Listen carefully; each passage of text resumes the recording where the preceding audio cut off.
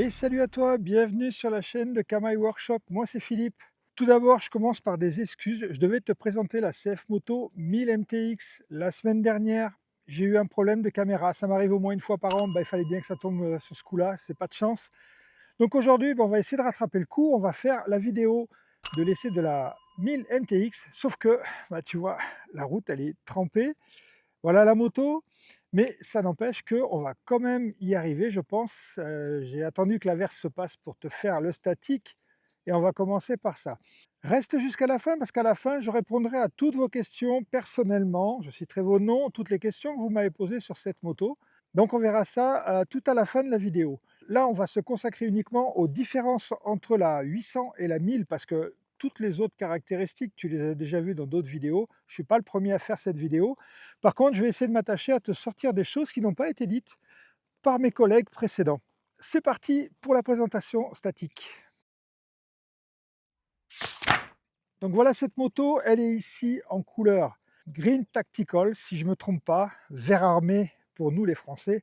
Et cette moto, elle m'a été prêtée par Amétis Moto à Roques-sur-Garonne, concessionnaire Suzuki CF Moto Zontes. Merci Nicolas pour la préparation de la moto.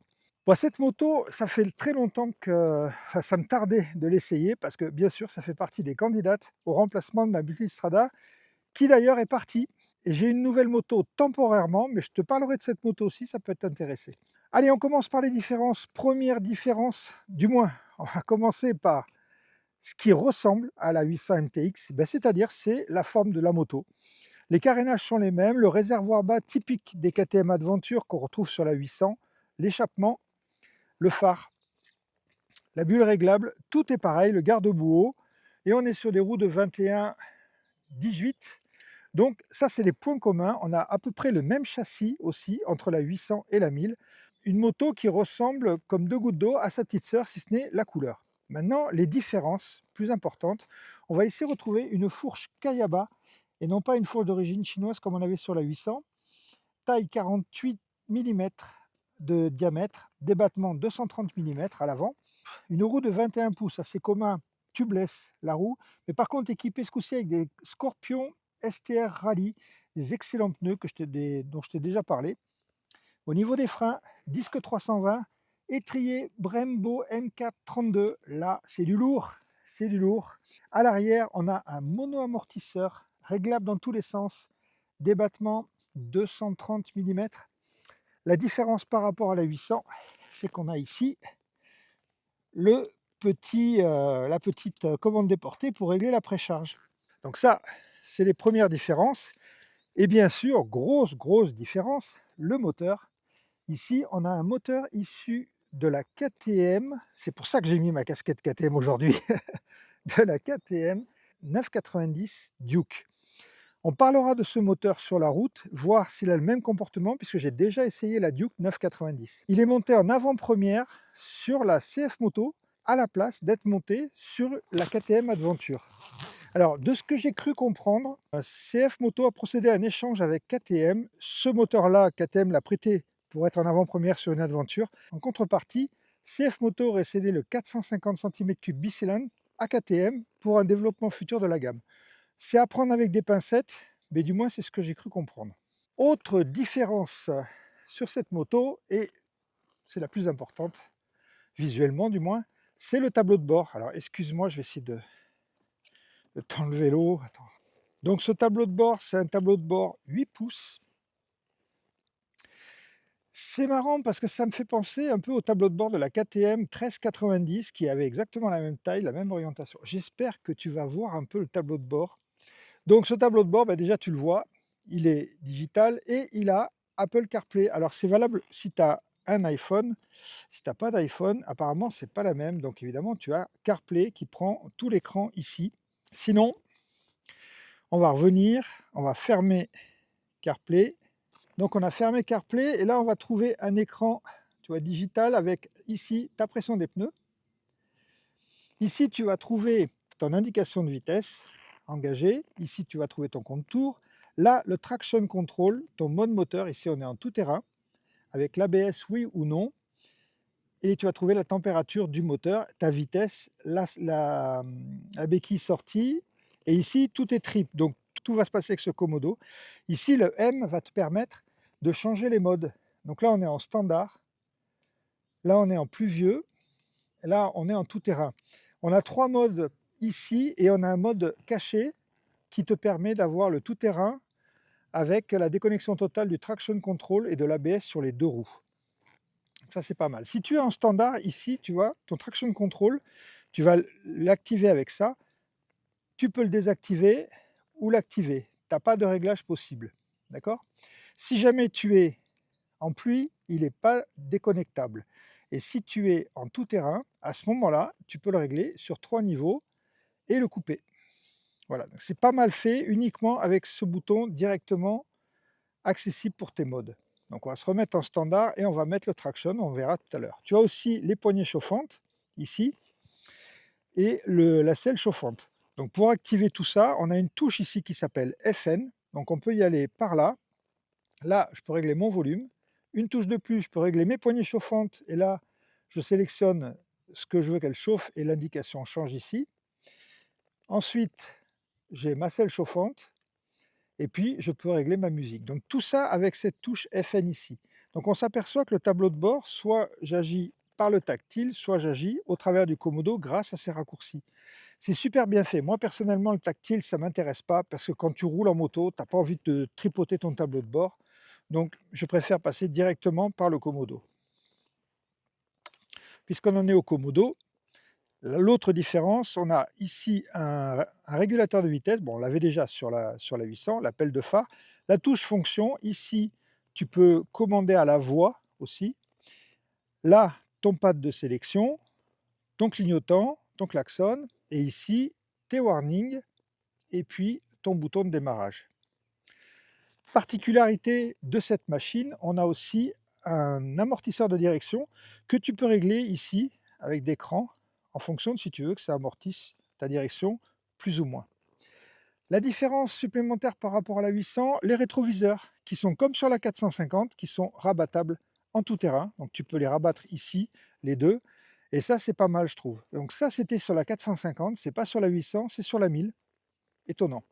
Qu'est-ce qu'on a d'autre? On a toujours cette bulle réglable et qui est réglable dans les deux sens, qui est facile comme tout à régler. On a un port USB-A, USB-C que tu vas trouver ici. Voilà. Et des protections, mais ça c'est comme sur la 800, c'est exactement ce qu'on avait sur la 800. Donc voilà, au niveau des différences, je ne t'ai pas parlé de la puissance, je t'ai parlé du moteur, mais pas de sa puissance. Le moteur fait 112 chevaux et on a 10,70 Nm de couple, ce qui est beaucoup plus que la 800.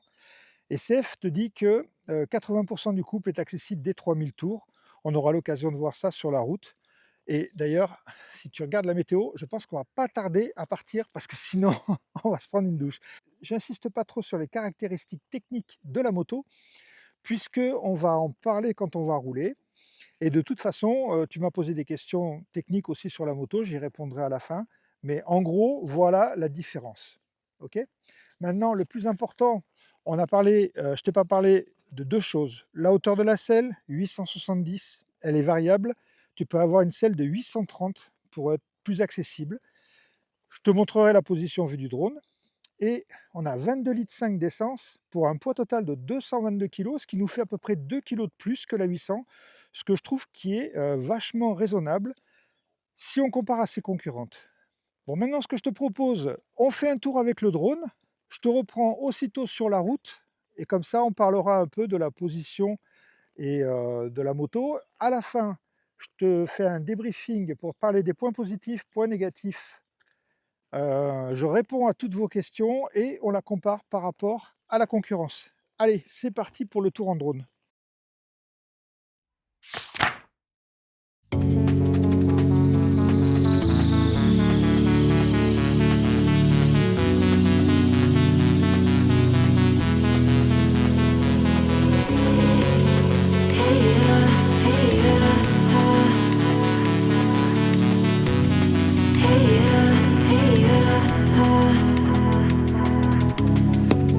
Playing a part, yeah, left me stunning.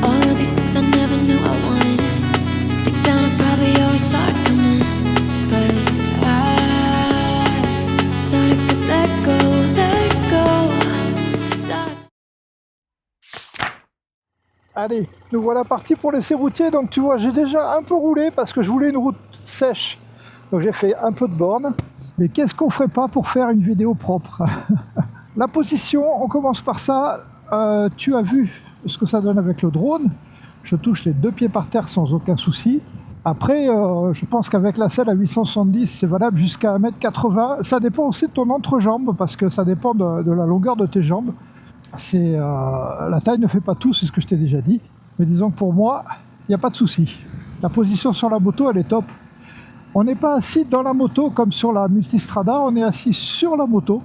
Et ça te donne une position, je t'en avais déjà parlé, c'était la même chose sur la 800 MTX et sur la Vosges 800 Rally.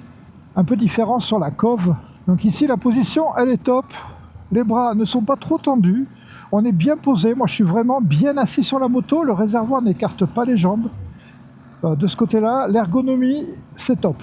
La protection, je roule avec la bulle haute. Alors, jusqu'à 100-110 km/h, j'ai pas de perturbation. J'ai du vent. Ça passe au-dessus de mon casque. Mais par contre, ça ne fait pas de bruit. Donc ça, c'est pas mal.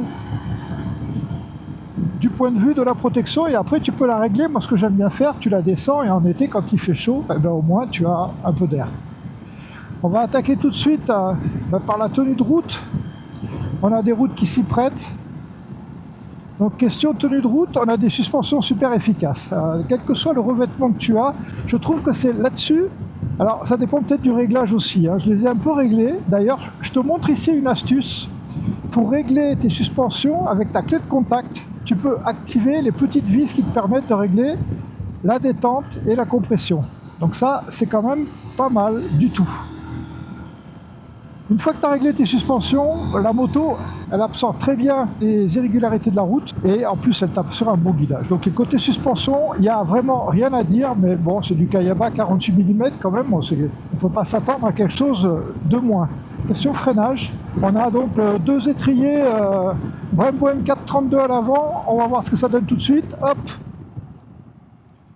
Bon, ça freine très très fort, l'attaque est progressive, tu as vu les warnings se déclenchent ici dès que tu appuies un peu trop fort sur les freins, pour prévenir ceux qui sont derrière toi. Donc ça, encore une fois, c'est un sans faute, mais là aussi, il n'y a rien d'anormal avec la qualité qui a été installée sur cette moto. Le frein arrière, lui, il est parfait. La pédale, elle est juste à la bonne hauteur. Je trouve que c'est, d'un point de vue encore ergonomie, il y a vraiment, tout a été bien calculé, qui te permet d'avoir une attaque franche et te permet de resserrer aussi dans tes virages. On va parler maintenant du moteur. Donc le moteur, ici, je suis en mode standard. J'ai gardé le traction control. On va faire l'essai. Vous m'avez beaucoup parlé de ce traction control, comme quoi il pouvait être intrusif. Bon, déjà, le moteur, il a 2 modes de fonctionnement. Ça, c'est très net. Tu vas vite t'en apercevoir si tu essayes la moto. Sur la première moitié de la poignée, ici, on a des bonnes relances. On va ralentir un peu, je te montre ça après. On a des bonnes relances. On est sur le gras du couple, mais ça reste pas violent. C'est la grosse différence avec le moteur de la Duke 990. Ici, on a un moteur qui est assez linéaire dans sa montée en régime, jusqu'à 4000 tours à peu près. Par contre, dès que tu dépasses les 4000 tours, je vais te montrer ici ce que ça donne. Là, on est à 4000, 5000, j'accélère. Voilà, ça te propulse, ça tire les bras. Tu as vraiment la différence de puissance, contrairement à la 800 MTX. La différence se fait principalement là, pas un peu sur les mi-régimes, puisque tu as évidemment plus de couple, mais je dirais plutôt ici vers les hauts régimes. Question gestion poignée des gaz, c'est pas mal. Je trouve qu'il n'y a pas d'à-coup. Alors ça mériterait d'être un petit peu plus fin si on est vraiment exigeant. Mais là, je suis en seconde, un exercice en général qui provoque des à-coups avec des ralentisseurs. Et moi, j'ai pas eu d'à-coups à la poignée. Maintenant, elle est un petit peu sensible si je veux être vraiment honnête avec vous. On a parlé du traction control. Le traction control, je ne l'ai pas trouvé intrusif. Tant que tu es en ligne droite, si tu es en virage et que tu accélères, il va intervenir. Donc peut-être que effectivement, le traction control mériterait d'être mieux réglé. Mais on a une moto de 110 chevaux. Est-ce qu'on a vraiment besoin d'avoir du traction control quand on a une route ici qui est sèche et qui n'a pas de problème? Donc moi je dirais non. Donc on va essayer de voir ce que ça donne si je coupe le traction control. Voilà, il est coupé. Alors, pour couper le traction control, pour changer de mode, il faut couper les gaz. Il y en a qui m'ont dit que c'était pas utile, mais là, apparemment, ils le font. On est sorti de la ville, on va pouvoir se lancer.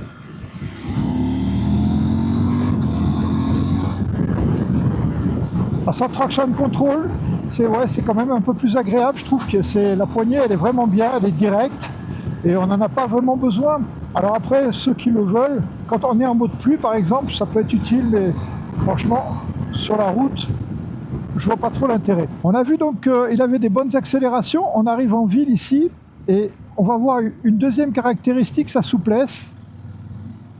Je suis en 5e, 60 à l'heure, mais il accepte.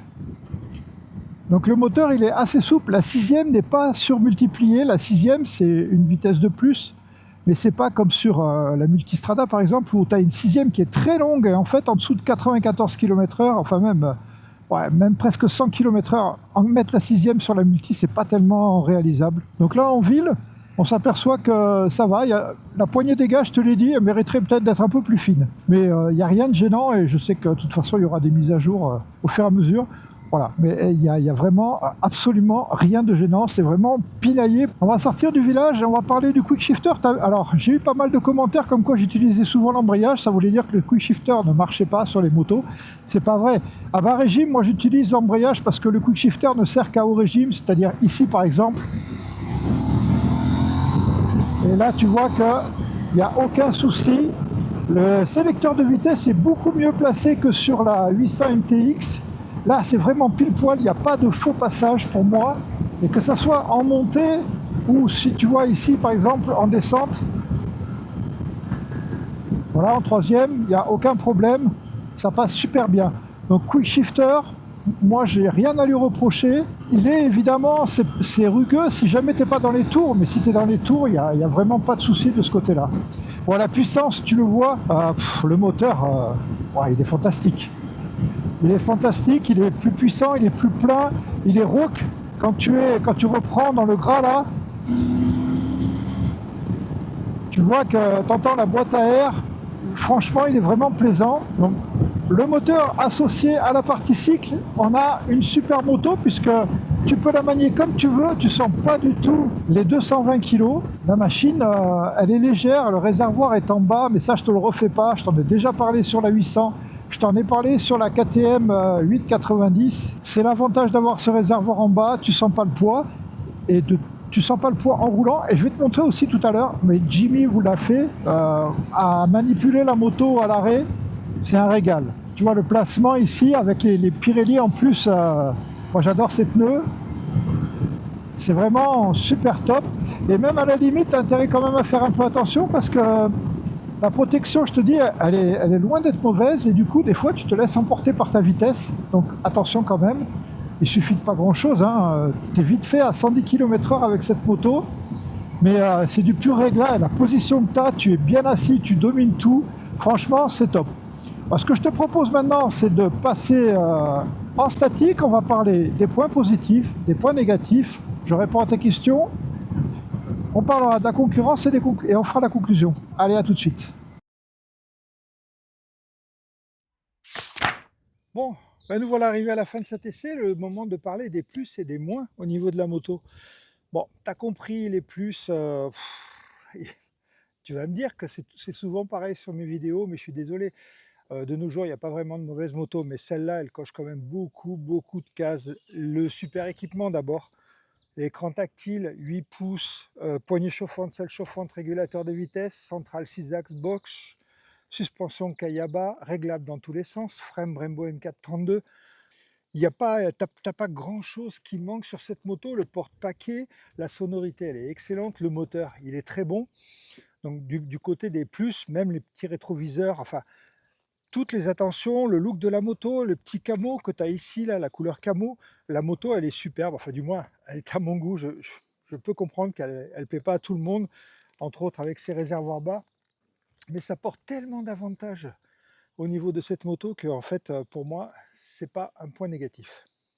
Donc les points positifs sont super nombreux. Je t'ai pas parlé du confort. C'est vrai, je m'en suis aperçu dans la vidéo. On est super bien sur cette selle, elle est moelleuse, elle est longue, tu peux te positionner comme tu veux et t'es pas gêné pour bouger sur la moto. J'ai pas pu faire de tout-terrain, tu le sais, avec les motos de près, je ne peux pas m'amuser à faire ça. Mais je pense que ça doit être une bonne candidate au vu de la position que tu as. Les sélecteurs aussi, je t'en ai pas parlé, les sélecteurs, la pédale de frein et le sélecteur de vitesse sont repliables. Enfin, c'est beaucoup de choses quand même qui font que cette moto, elle est bien finie et bien pensée. Au niveau des moins, pas grand-chose. Je trouve que peut-être la poignée des gaz mériterait d'être un peu plus fine, mais franchement, c'est vraiment pinaillé. C'est surtout quand tu as le traction control activé.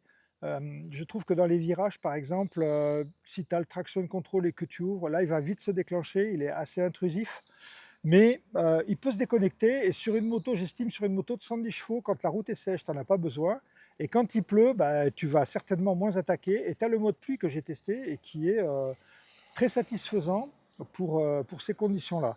Donc c'est pas vraiment un inconvénient et moi ça m'a pas gêné, mais bon, je préfère t'en parler parce que si jamais toi tu essayes, tu vas peut-être trouver, et si tu roules plus vite que moi, plus fort, ça peut peut-être te gêner. Sache qu'il y a des mises à jour permanentes sur ces motos avec le système OTA, donc tu peux télécharger directement sur ton téléphone les mises à jour qui sont appliquées sur ta moto. Mais ça, je t'en parlerai quand on fera l'émission sur les motos chinoises. Voilà les seuls points négatifs que moi je trouve et puis bien sûr elle n'est pas adaptée aux petits. On va parler maintenant des concurrentes. Donc là j'ai pris mes notes parce que si tu veux il y a pas mal de choses quand même. Moi ce que j'ai noté comme concurrente directe, alors bien sûr il y en a d'autres, hein, mais on va parler des 1000 cm3 principalement, du moins de ce qui s'en approche. On a une Norden 901, j'ai pris Expédition parce que pour avoir des débattements comme ça, c'est l'expédition qui les a. Et là, on est à 16 399 €. Un moteur qui est peut-être un peu plus rageux que le CF Moto, qui lui va être plus linéaire. Mais par contre, tu es à presque 6 000 € plus cher. Autre moto, on ne peut pas passer à travers, c'est la Ducati Desert X qui va être à 17 490 € avec le nouvel opus, avec le nouveau moteur. Des suspensions qui sont de diamètre plus faible que celle-là à l'avant. Bon, mais le diamètre ne fait pas tout. Des fois, la qualité des suspensions se trouve ailleurs. Mais dans tous les cas de figure, beaucoup moins équipé, puisque pas de selle chauffante, pas de poignée chauffante. Ça fait beaucoup de choses. Pas de bulle réglable, pas d'écran tactile, pas de CarPlay. Elle vaut 17 490 €. Bon, c'est vraiment une grosse différence. Celle qui est vraiment sa concurrente directe pour moi, c'est la Honda CRF 1000 Africa Twin modèle 2025, 14 990 €. Ça te fait quand même 4 500 € plus cher que cette moto et avec des équipements moindres. Il faut savoir qu'au niveau du poids, celle-là, c'est la plus légère de toutes les motos que je t'ai citées précédemment. D'accord? Puisque l'Africa Twin, entre autres, fait 231 kg. Celle-là, 221. Et enfin, au sein de la gamme CF Moto, bah, tu vas trouver la 800 NTX 2025. Alors tu vas me dire, c'est pas une 1000 peut-être, mais c'est une concurrente aussi, puisqu'on peut se poser la question, d'ailleurs, c'est une des questions qui m'a été posée, est-ce qu'il vaut mieux la 800 ou la 1000? Alors c'est simple. Si jamais tu veux une moto à pas cher pour rouler tous les jours, qui t'amène partout, qui te permette de voyager, qui est aussi à deux, ça c'est quand même à noter, une moto moins technologique que la 1000, à ce moment-là, va sur la 800 MTX, tu ne seras pas déçu. Par contre, moi, en ce qui me concerne, la différence de prix, c'est 1 500 € entre la 800 et la 1000. Pour moi, c'est la 1000. Euh, à partir du moment où tu peux mettre les 1 500 €, prends la 1000 parce que la 1000, en fait, bah, c'est Monsieur Plus. Elle t'apporte du plus partout. Équipement, puissance, enfin, à tous les niveaux. Bon. Mais il y a 1 500 € d'écart et je peux comprendre qu'on puisse hésiter. Donc, si jamais tu n'as pas tout à fait le budget, ne sois pas déçu. La 800 t'apportera quand même tout ce que tu as besoin. Voilà pour les concurrentes. Maintenant, je vais répondre à toutes vos questions. Le temps de trouver mes notes. Voilà. Donc, on en arrive au niveau des questions-réponses. Allez, c'est parti. Pascal 2050 me dit pourquoi acheter une Africa Twin standard alors qu'il y a cette chinoise. Tu as tout compris, Pascal. Euh, Celle-là, elle remplit tout. Tu auras toujours des fans de Honda parce que Honda, fiabilité, parce que ceci, cela. Il faut savoir que ici, la moto, elle est garantie 5 ans, 3 plus 2, enfin 2 plus 3, 2 ans de garantie légale, plus 3 ans pour tout ce qui baigne dans l'huile, c'est-à-dire le moteur en gros. Pour le reste, si on veut parler fiabilité, fourche Kayaba, centrale Bosch, frein Brembo, il est où le problème? Donc On peut toujours dire que c'est pas fiable, chacun voit midi à sa porte. On peut dire qu'on ne veut pas acheter de chinoise, auquel cas, ce gars-là, il achètera une Africa Twin. Mais après, au niveau équipement et tout, il faut vraiment se poser la question et essayer les 2 motos. De toute façon, moi, ce que j'essaye, c'est une chose, mais c'est à vous d'essayer. Mais moi, en ce qui me concerne, je ne mettrai pas 14 000, enfin 15 000 € alors que je peux en mettre 10 500 sur celle-là. Mais c'est personnel. Pascal X5X, impatient de voir ça, je suis intéressé. Parle-nous du confort passager. Ma passagère n'a pas du tout aimé la 800. Bah, tu as vu, je l'ai fait tout seul, laissé. J'ai vu sur Facebook des gens qui roulent à deux. Ça dépend beaucoup de chaque personne. Moi, je ne suis pas très sensible à la selle. Par contre, ce que je peux te dire, c'est que je la trouve plus confortable que sur la 800. Et je l'ai essayé 2 fois cette moto et je trouve que la selle est plus confortable que sur la 800. Maintenant, je ne peux pas t'en dire plus, je suis désolé. Franck à Sensatio, je sens que ton nouveau garage va bientôt accueillir cette belle 1000 MTX. On verra Franck, on verra ce qu'il y aura dans mon garage. Calbas 3110, oui, il va falloir voir le poids et la hauteur de selle ainsi que le confort entre autres choses. Warning, shifter, sensation à la poignée, équilibre, agilité, suspension, protection, le rapport qualité-prix. Bah écoute, j'ai tout dit déjà, hein, donc tu as vu, poignée peut-être un peu sensible avec le traction control, mais c'est vraiment très limite. Si tu roules normalement, tu ne verras pas la différence et tu peux déconnecter les aides. Et pour tout le reste, bah, tu vois dans la vidéo, j'en suis très content pour tout ce que tu as mis. Il y a les warnings, il y a le shifter, il y a tout ce qu'il faut. Et le shifter marche par contre, lui, très très bien. Frenzy 69 000, salut Kamaï, le ressenti moteur, si tu peux nous mettre la conso à 0 avant de rouler. La SMT 990 devrait sortir à la fin de l'année prochaine avec le même moteur. Merci à toi pour le travail réalisé. Ben écoute, merci à toi Frenzy. J'ai pas pu mettre à 0 parce que je connais pas encore tout le tableau de bord. Tu as vu, c'est complexe. Compte une consommation de ce que j'ai pu voir de 5 litres, 5 litres 5, ce qui doit te donner 400 km d'autonomie avec, ce qui est largement suffisant. Pour la KTM 990 SMT, ben écoute, dès qu'elle sortira, j'espère bien l'essayer. Je pense quand même que le moteur KTM a une cartographie différente. CF Moto a sa cartographie et KTM a la sienne, avec une cartographie qui sera certainement un peu plus agressive. Eric W6W, bonjour. Peux-tu te renseigner sur le prix des pièces en cas de chute, réservoir, les différents caches que compose le kit chaîne d'origine, feu arrière, ainsi que les clignotants, mais également le prix des révisions, périodicité du réglage des soupapes. Alors, révision tous les 15 000, la première à 1000, ensuite tous les 15 000, et révision tous les 15 000 ou tous les ans. C'est pareil que tous les constructeurs. Au final, si tu ne fais pas 15 000 km par an, tu devras l'amener à la révision. J'ai pas vu encore, on n'a pas encore de référence pour le prix des révisions. Compte entre 250 et 300 €, je pense, pour la révision des 15 000. Les soupapes de mémoire, c'est à 30 000 km dessus. Je te confirme ça, je te le mets ici. Le prix des pièces, alors moi ce que j'ai pu voir, le réservoir vaut à peu près 600 €, le phare avant 300 €, les caches entre 60 et 70 €. Donc ça déjà c'est pas mal parce que si tu les rayes en TT, bah, tu les changes pour pas cher. D'ailleurs à tel point qu'il y en a certains qui n'aiment pas le vert et qui n'aiment pas le blanc et qui changent tous les caches en noir pour même pas 300 €. Donc de ce côté-là, le prix des pièces est pas trop cher. Sacoche, tu me dis la passerelle approche. Courage à toi. Si une version Explore en roue 19-17, j'en ferai l'essai. Oui, de ce que j'ai cru comprendre, il va y avoir une version Explore de cette moto qui va sortir. De toute façon, je ne le voyais pas sortir ce moteur que sur celle-là. Donc tu auras une MT 1000 Explore. Maintenant quand, je ne sais pas te dire, mais de ce qu'on a vu, c'est ce qui va sortir. Franck, à Sensation, tu m'as reposé une question. Il serait intéressant de savoir si les sensations que tu as entre deux par rapport à la Ducati, le confort, qui vu l'essai de Jimmy paraît assez ferme. Il serait bien de comparer la Ducati et la MTX, même si c'est deux machines totalement différentes. Bah, je te confirme, ça n'a rien à voir. La Multistrada, c'est le must de ce qu'on peut avoir. Moi, je l'ai changé, c'est pas parce que je lui reprochais quelque chose. C'était trop puissant pour moi et je ne savais pas me limiter.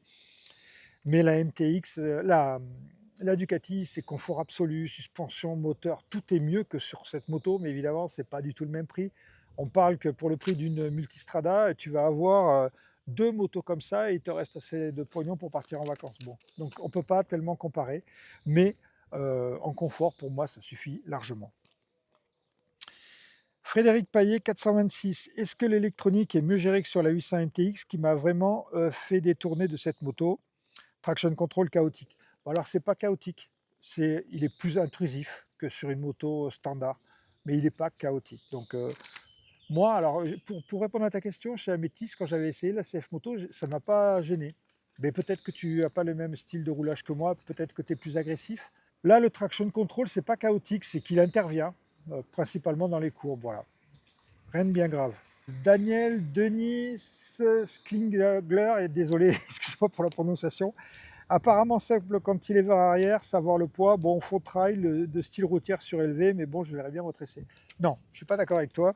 Le cantilever, c'est vrai que je t'ai déjà dit que c'était utile.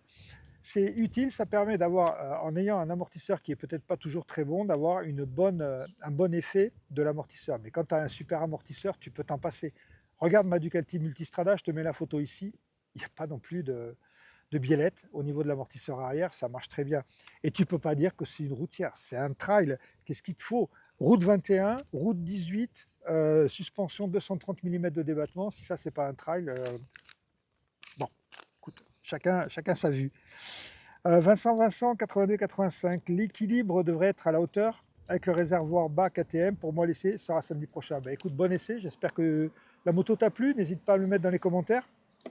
Je te confirme, le réservoir en bas, c'est top et ça donne une super maniabilité à la moto. Titi 1301, sachant que tu as essayé la 890, tu pourrais comparer et bien nous renseigner comme d'habitude. Merci à toi, Titi. Par rapport à la 890, moi je trouve que la 890, les moteurs KTM, ils ont cette cartographie qui est plus agressive. Si tu aimes les moteurs rageux qui partent et tout, la KTM, c'est plus ça. Là, ce moteur, il est plus souple, il est plus linéaire, mais moi je trouve qu'il correspond bien avec la philosophie qu'on pourrait avoir sur un trail.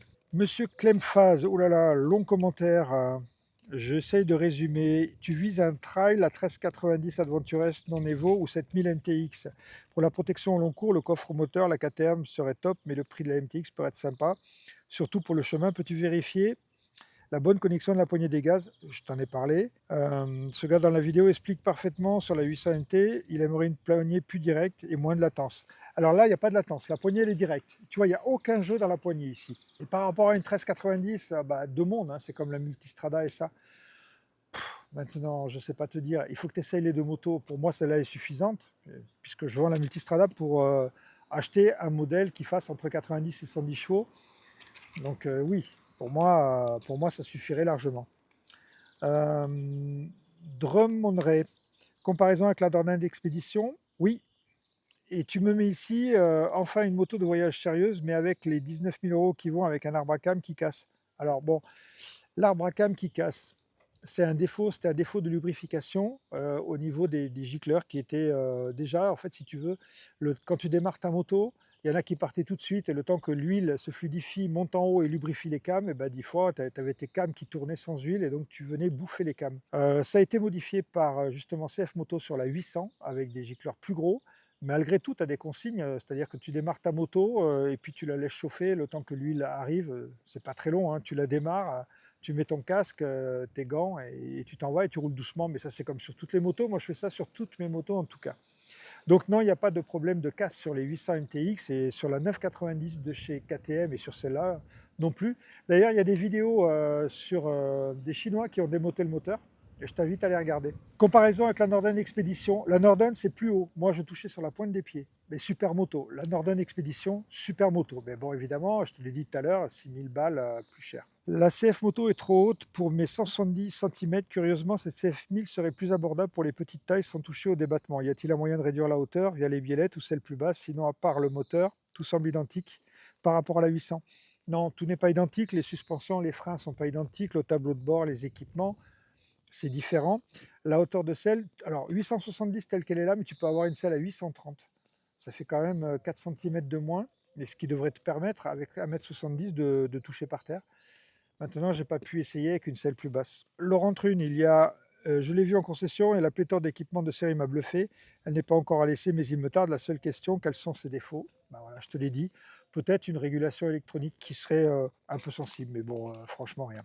Vaga Camanier, pardon. Bonjour, peut-on espérer voir sous peu une 1000 MT Explore à l'instar de la 800? Oui, j'ai répondu, apparemment CF Moto va la faire. On arrive à la fin. Yves Diliberto, salut Philippe, qui est le centre de style chez CF? Le modèle est pas méconnu ou c'est une copie qui ne m'étonnerait pas. Bah, alors, le style, je ne sais pas quel est le responsable du style chez CF Moto. Elle ressemble à la 800 MTX, c'est sa petite sœur. Et le réservoir bas fait penser au KTM. Voilà, c'est tout ce qu'on pouvait dire. Bertrand Martin, bonjour Philippe. En gros, la question que beaucoup se posent, c'est de savoir si ça vaut le coup de passer à la 1000 par rapport à la 800, une Vosges 800 Rallye ou une COV 800. Ah, très bonne question. Si je regarde entre la 800 et la 1000, j'ai déjà répondu. Avec une Vosges 800 Rallye, la Vosges 800 Rallye, moi je la compare plutôt à la 800 MTX ou à la COV 800. La 800 Rallye et la COV, c'est des moteurs rageux. C'est des moteurs qui, si tu aimes les moteurs, quand tu tournes la poignée, bam, ça claque, tu vois, ça part bien, va là-dessus. C'est des motos qui sont hyper rageuses. Et la COV 800, elle a un avantage, c'est qu'elle est hyper légère. Donc si tu aimes les motos légères, en plus l'esthétique de cette moto, franchement, il est top. Je parle de la GT, mais il y a la X Pro qui correspond plus à ma taille, par exemple. Et c'est sans problème. Si tu veux une moto rageuse, légère, ça fait le taf. Donc après, c'est des modèles totalement différents. Et moi, personnellement, évidemment, je te dis, je prendrais plutôt une 1000 si j'ai l'argent, mais j'avoue que je mettrais la COV pas très loin si jamais tu veux une moto pour t'amuser sur les petites routes et puis prendre pas mal de plaisir. Paolo Jérôme, salut Philippe, peux-tu prendre quelques chemins? Désolé, je peux pas. Mais t'inquiète pas, il y aura des vidéos tout terrain, peut-être pas avec celle-là, enfin avec ma future. Et on finit par Val de Phoenix. Est-ce que le moteur est réellement exploitable sur route et en off-road comparé à la 800? Oui, le moteur est exploitable, je te l'ai dit, les premiers quarts de la poignée, c'est très souple, c'est très agréable et donc c'est sans problème. Voilà, j'ai répondu à toutes vos questions. J'espère que cette vidéo vous a plu. Elle a été un peu longue. Il y a des chapitres, hein, n'oubliez pas. Dans tous les cas de figure, je vais faire une autre vidéo bientôt sur la moto qu'on m'a prêtée et que je vais avoir en long terme. Donc si vous avez des questions, je te le dis tout de suite, cette moto c'est la Suzuki 400 DRZ qui a été décriée pour son prix faramineux, mais sur des questions sur la DRZ, je vais l'avoir pendant peut-être 15 jours, le temps d'attendre ma moto qui devrait arriver à peu près là. Sur ce, je vous dis à bientôt sur la chaîne. Playing a part, yeah, left me stunning. All of these things I never knew I wanted. Deep down I probably always saw